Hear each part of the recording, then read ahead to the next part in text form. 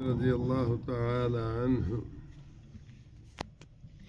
قال قال رسول الله صلى الله عليه وآله وسلم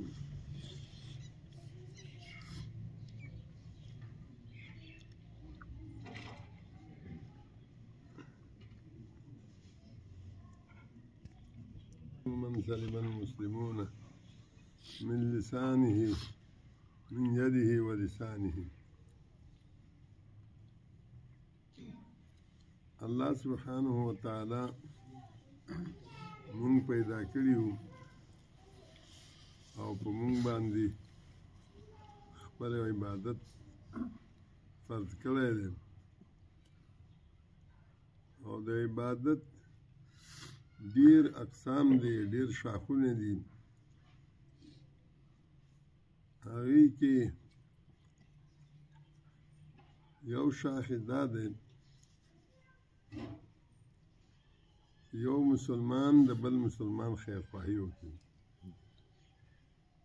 ذکر رسول الله صلی الله علیه و آله وسلم فرمایي چې مسلمان هغه دی چې بل دپاره هغه څیز غوره کړي کوم چې ځان دپاره غوره کوي. د دې حدیث مقصد دا شو چې همیش تاسو دا کوشش وکړئ چې بل ته فایده ورسوئ. خپل فایدې کوشش مه کوئ، د بل ته فایده رسولو کوشش وکړئ. نو چې کله انسان د بل فایدې کوشش کوي نو الله تعالی هغې ته خپله فایده ورکوي.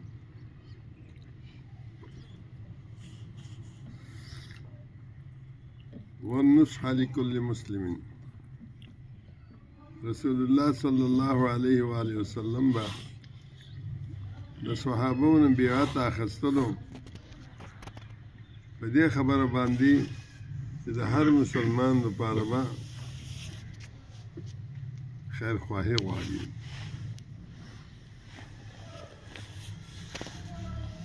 جرير بن عبد الله البجلي رضي الله تعالى عنه بیعت کړو رسول الله صلی الله علیه وسلم سره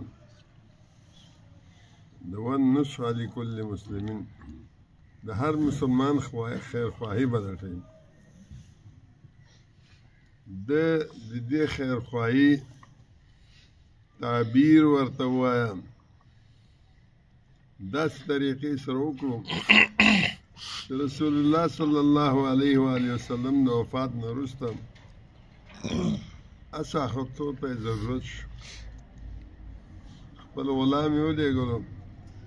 چې منډۍ ته لاړ شه، ښه اعلی نه اعلی اس وګوره او واخله او راوړه. د جریر رضی الله تعالی عنه خادم لاړو منډۍ ته،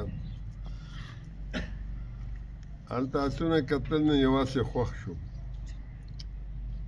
مالک ته وویلې دا ته خرڅی ویل او خرڅومه، په څو یې ورکوي؟ ورته ویل په 300 روپۍ باندې ورکوم. هغه ورته ویلې وروره راسره لاړ شه، اس به هم بوځو او مونږ به لاړ شو جریر رضی الله تعالی عنه ته. که هسې خوښ شو نو تاله به پیسې درکړي او ته به واپس راځي. که هسې خوښ نه شو نو خپل اس به واپس راولي. نو هغه وویل چې د دې نه ښه خبره څه دی، ځه چې ځو. روان شو چې کله جریر رضی الله تعالی عنه ته ورسېدل، خادم ته یې وویل اس دې راوسته؟ ویل او کم دی؟ ویل دغه بهر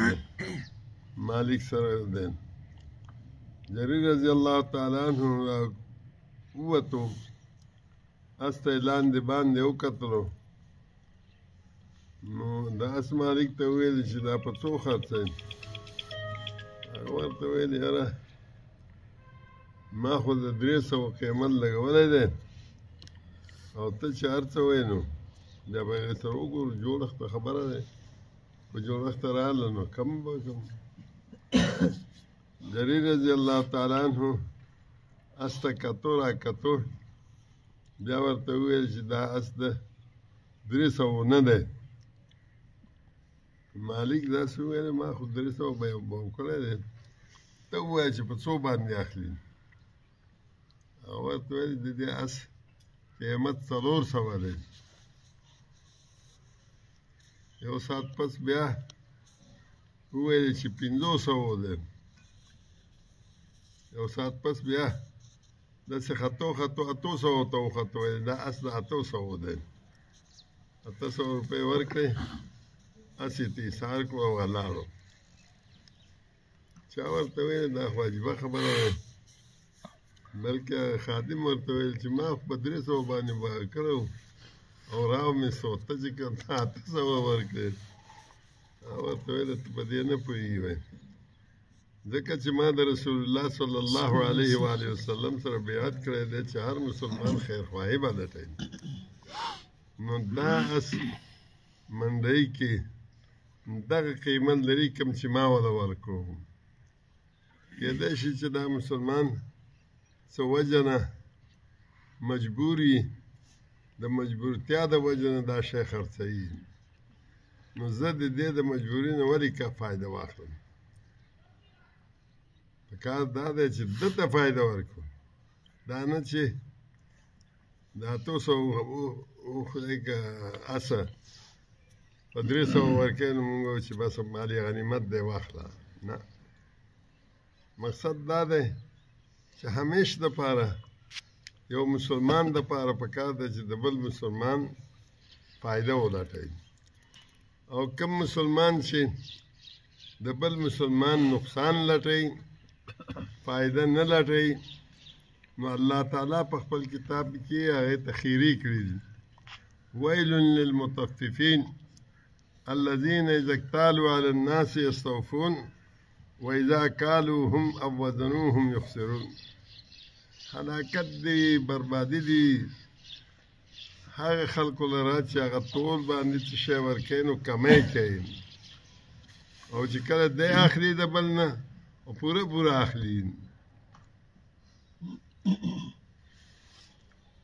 بیا الله فرمایي چې الا یظن اولئک انهم مبعوثون دا که خلک چې د خپل فایده لټوي او د بل کمی او د بل ته نقصان ورکول غواړي او خپله فایده حاصلول غواړي د دوی دا یقین نشته چې انهم مبعوثون